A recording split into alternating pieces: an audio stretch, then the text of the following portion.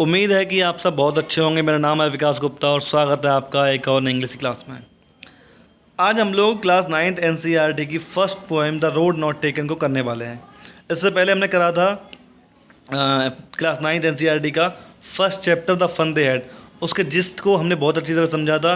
आज हम लोग इसको भी पॉइंट बाय पॉइंट इसके मीन को भी समझने वाले हैं। तो पोएम का नाम है द रोड नॉट टेकन। इसके जो पोइट है वो कौन है? Robert Frost. इसके पोइट कौन है? Robert Frost. इसको आप याद करेंगे, क्या याद करेंगे? इसके पोइट कौन है? Robert Frost. ठीक है, ये मैं नोट कर दिया है यहाँ पे। चलिए समझते हैं। सबसे पहले इसको मैं हाईलाइट करता हूँ येलो से। This well known poem is all about making choices and the choices that shape us. Means of that कि ये जो पोएम है वो पूरी तरह से किसके बारे में? चॉइसेस के बारे में, कि हम जो चॉइस लेते हैं, हमारी ज़िंदगी में चॉइस होती है, उनकी कितनी महत्वपूर्ण है वो, है ना।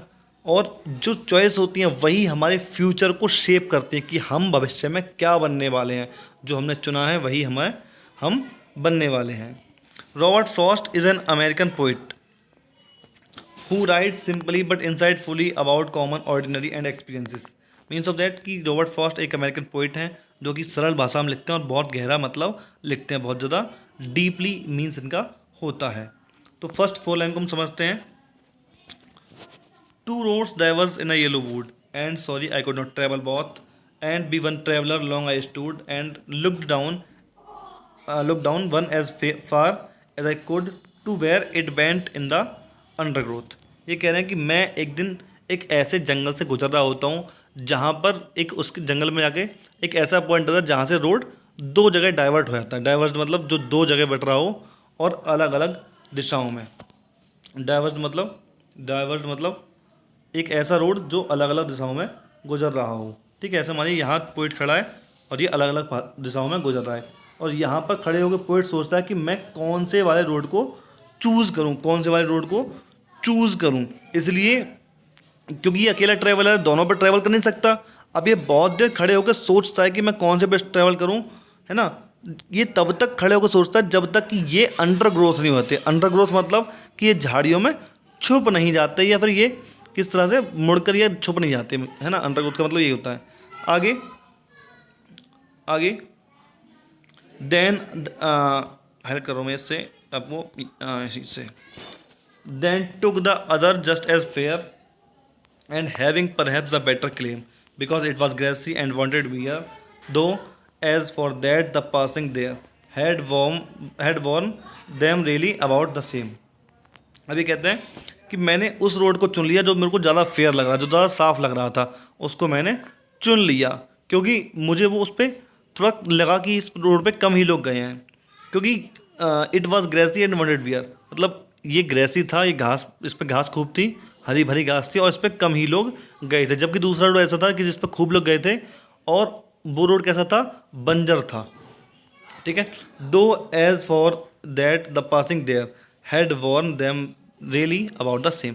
ये कहते हैं कि मुझे बाद में थोड़ी दूर चलने के बाद मुझे एहसास हुआ कि दोनों ही रोड लगभग सेम थे। ठीक है, आगे next 4 line. And both that morning equally ले and in leaves no step had trodden black. Oh, I kept the first for another day, yet knowing how way leads onto way, I doubt if I should ever come. ये कहते हैं कि मैंने उस road को चुन लिया और सोचा कि ये कहते हैं कि मैं उस सुबह आने वाला पहला व्यक्ति था क्योंकि उस पर किसी भी तरह के निशान नहीं थे, बिल्कुल भी किसी भी चप्पल के, मतलब मिट्टी के निशान थे, ब्लैक कुछ भी नहीं था। और वो रोड बिल्कुल साफ़ था, घास भी एकदम हरी भरी थी। तो कहते हैं मुझे लग रहा था कि मैं पहला व्यक्ति था उस रोड पे आने वाला उस सुबह। मैंने सोचा कि मैं कोई बात नहीं, आज इस रोड पे आ गया, शायद फिर कभी मैं उस रोड को भी ट्रैवल कर पाऊँ। लेकिन ऐसा होता है क्या? ऐसा हो सकता है क्या? मान लीजिए कि आपने 9th किया, 10th के बाद आपके सामने 2 ऑप्शन आए, मैथ का और बायोलॉजी का।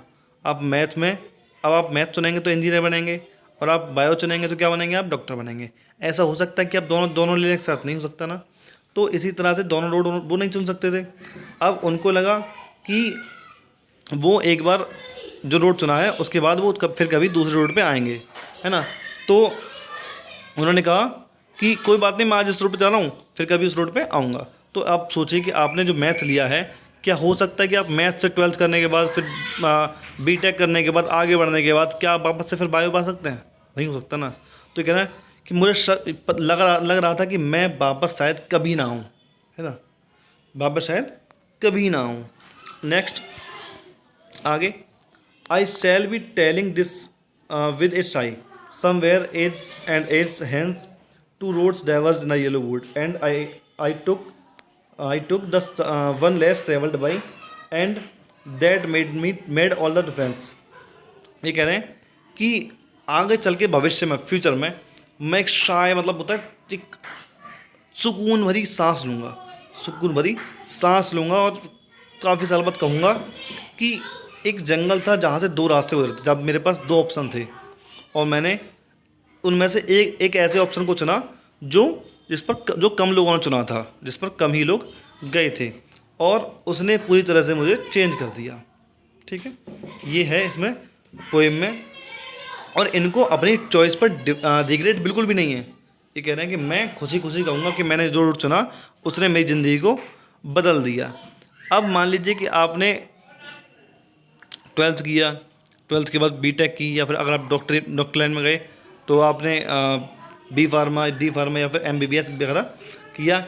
तो आप देखो, हर किसी के अंदर ना रहता ही है कि आप ये कर लेंगे ना तो कहते हैं अरे यार मैं वो कर लेता कितना बढ़िया रहता, है ना। तो ये हर किसी के अंदर रहता है। राइटर भी, पोइट भी कह रहे हैं कि मैं उस रास्ते को भी चुन सकता था जिस रास्ते को कम लोगों ने चुना था,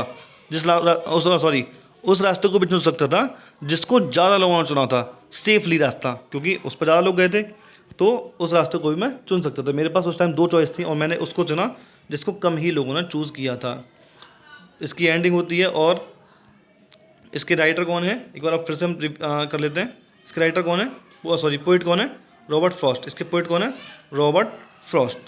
इसका पोएम का दी एंड हो जाता है। आपको उम्मीद है कि आपको समझ में आया होगा। और चलिए मिलते हैं नेक्स्ट किसी चैप्टर के बारे में पढ़ते हैं।